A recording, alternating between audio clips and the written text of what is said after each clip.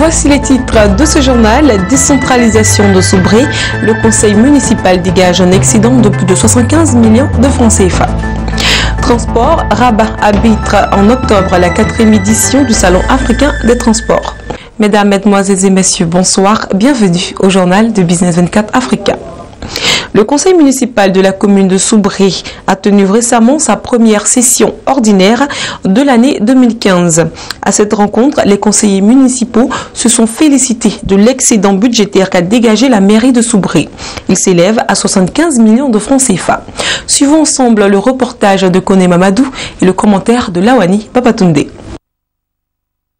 Lors de sa première session ordinaire de l'année 2015, le maire de la commune de Soubré, M. Traoré Lassena, a présenté aux conseillers un excédent budgétaire de plus de 75 millions de francs CFA au titre de l'année 2014. C'était le samedi 25 juillet à la salle de réunion de la mairie et en présence du secrétaire général 1 de la préfecture, M. Thiébé Bonaventure, et de nombreux chefs de service de Soubré. Dans la présentation du compte d'administration du maire Traoré Lassena, il ressort que le cumul des résultats en fonctionnement et en investissement dégage un résultat de gestion de 75 195 000 francs CFA d'excédent au titre de l'année 2014. Et se félicitant de cette performance, le maire Traoré Lassena a indiqué qu'il est le fruit d'une gestion rigoureuse des finances et l'amélioration du recouvrement des recettes. Lorsque nous venions aux affaires à la mairie, le résultat de gestion était déficitaire. Mais aujourd'hui, grâce aux efforts des uns et des autres, nous avons un excédent de plus de 75 millions. C'est-il réjoui. Et à l'entendre, grâce à cet excédent, la mairie entend engager dans son plan triennal de nombreux projets socio-économiques en faveur des populations. Il s'agit notamment de la construction et la réhabilitation d'écoles maternelles et primaires, de la construction du centre de santé, de l'extension de l'électricité et l'eau, de l'ouverture des voies dans certains quartiers périphériques de la ville, non sans oublier l'aide aux associations de femmes, de jeunes ainsi que le financement des activités socio-culturelles. Mieux, le maire entend améliorer les conditions de travail des agents avec du matériel roulant pour certains services. Ayez confiance en nous. C'est vrai que nous avons hérité de nombreuses difficultés, mais nous allons tenir toutes nos promesses de campagne. Soyez un peu patients, a-t-il expliqué aux populations. Présent à cette cérémonie, le secrétaire général 1 de la préfecture de Soubré, M. Thiébé Bonaventure, s'est félicité de la mobilisation des conseillers municipaux, signe de leur intérêt pour cet outil de développement, avant de les exhorter à des débats et critiques constructives, tout en mettant en avant l'esprit d'initiative pour prendre les meilleures décisions pour les populations de la commune de Soubré. Après 3 éditions en Côte d'Ivoire, le Congrès africain de transport et de la logistique se délocalise au Maroc en octobre prochain. C'est la principale information livrée par Bomba Magnatier, la commissaire générale de ce salon, au cours d'une conférence de presse qu'elle a animée ce vendredi à Abidjan. Suivons ensemble ce reportage avec Lawani. Pendant 3 jours, Rabat, la capitale africaine des transports et de la logistique, à l'initiative de Africa Transtour, les acteurs de ce secteur vont se rencontrer du 7 au 9 octobre prochain dans la cité de l'Atlas et envisager des solutions pour faire du transport et de la logistique un facteur d'intégration, mais aussi le fer de lance de l'économie africaine. Aujourd'hui, nous arrivons à une nouvelle ère. L'ère de la promotion de la coopération sud-sud et intra-africaine.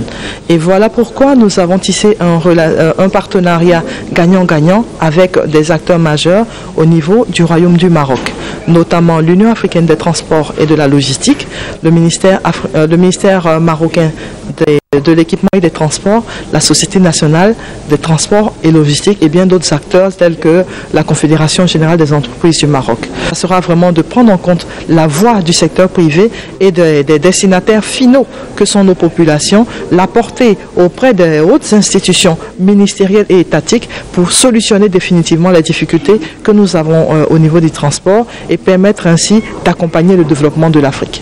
Un forum de discussion internationale, des rencontres B2B et des sessions spéciales sur le financement des projets de transport et d'infrastructures vont meubler cette messe panafricaine. Pour les acteurs du secteur, c'est une occasion pour se partager les expériences et accompagner le développement du transport terrestre, ferroviaire, aérien et maritime sur le continent. Ce sera pour nous un salon qui va nous permettre d'exprimer les besoins que nous avons en termes de renouvellement du parc automobile en Côte d'Ivoire, en termes de construction d'unités de montage et en termes de recherche de partenaires financiers pour nous accompagner dans toutes ces opérations. Parce qu'il faut savoir qu'aujourd'hui, le secteur du transport routier en Côte d'Ivoire est un secteur qui est éminemment essentiel pour notre développement économique et social. Partant donc de ça, il faut nécessairement que tout soit mis en œuvre pour que le transport routier soit un secteur compétitif, non seulement en Côte d'Ivoire, mais dans la sous-région ouest africaine.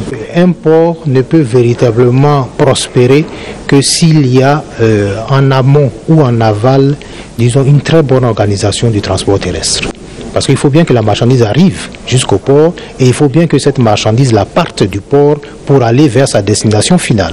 En ce qui nous concerne, nous, autorités du port, nous avons beaucoup à apprendre également de nos collègues du Maroc parce que je vous disais tout à l'heure que dans le cadre de la mise en place de Tanger Med, qui est donc un grand terminal, beaucoup de choses ont été faites pour que justement ce terminal-là ait sa dimension. Nous voulons pouvoir nous inspirer non seulement de ce qui a été fait au niveau du Maroc, mais également de ce qui a été fait au niveau des autres pays de la sous-région ouest africaine. Et voilà, nous avons des projets structurants au niveau du port autonome de San Pedro qui seront donc présentés par le directeur général. Et ce sera l'occasion justement d'essayer de voir dans quelle mesure des accords de partenariat pourront être faits pour justement mettre à exécution ces différents projets qui sont des projets stratégiques pour le port autonome de San Pedro. Quand on parle du terminal à conteneurs, quand on parle de la plateforme logistique pétrolière, quand on parle également du terminal minéralier, c'est autant de projets qui sont éminemment stratégiques et importants pour le port de San Pedro. Après les éditions précédentes, 10 000 visiteurs et 150 exposants sont attendus à ce congrès africain des transports et de la logistique. 26 pays africains et des délégations européennes, américaines, asiatiques et orientales vont effectuer le déplacement du royaume chérifien. À présent, les informations en bref. Afridland First Bank, le leader du marché bancaire camerounais, a signé le 30 juillet 2015 à Douala, la capitale économique du pays, un accord de financement de montant de 15 millions de dollars, soit environ 8,2 milliards de francs CFA, avec la société financière internationale SFI, filiale du groupe de la Banque mondiale spécialisée dans le financement du secteur privé.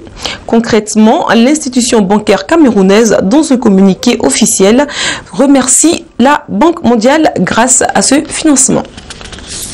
Achevons les informations en bref avec un peu de télécom. Il y a quelques semaines, Stéphane Richard, le PDG d'Orange, réaffirmait la volonté de son groupe de poursuivre son développement en Afrique. Pour l'heure, l'opérateur français ne parle pas de nouvelles acquisitions. Au contraire, le 3 juin, son patron a annoncé la scission en 2016 de 10% à 15% du capital de l'Égyptien Mobile Nil, dont il détient 99%. Toutefois, selon nos informations, Orange pourrait, dans les prochains mois, lever des fonds en introduisant en bourse une partie du capital de ses filiales africaines qui sont en train d'être réunies dans un même holding. Merci à tous de nous avoir suivis. Ce journal prend fin ainsi. Les programmes, quant à eux, continuent toujours sur Business 24 Africa, la première chaîne panafricaine d'économie et d'information économique.